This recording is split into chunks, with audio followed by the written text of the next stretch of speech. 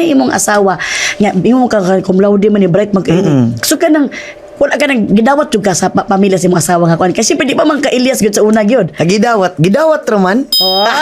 Dili kay usay mo ka nang siyempre pag bright ba cum laude ba yan dili ka man Di, ano jud, pagkabalo gyud siyang ginikanan nga nabuntis siya. Siyempre suko jud gay kasi siyempre bright biya kayo no. Pag cum laude ba yan gisayangan ni mo kinabi mo ana ba ng mga ginikanan no. Suko kayo na, suko jud gayo. Ikaw na unsa ka nang ikod lang ka suri. Katawa lang ko. Katawa kaya kung una akong una pod si Papa gani sa una.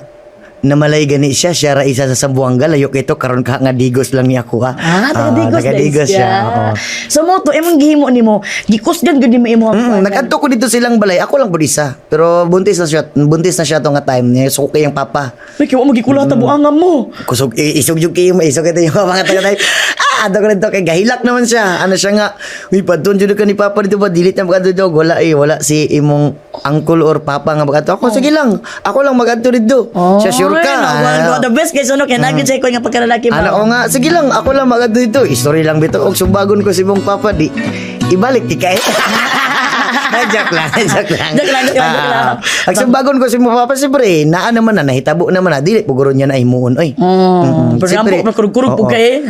Pero pagpadulong pa dito, siyempre kulba kay gamang gadray pong motor gadro. Basig matigbasan jud di.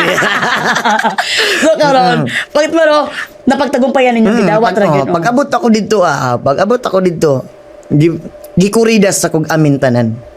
Giaminan ako tanan, gipakita na ko nga na ako diri para ipamatuod na ko nga gihigugman ako inyong anak. Ay, hingana gyud mahigugma sa ka Elias.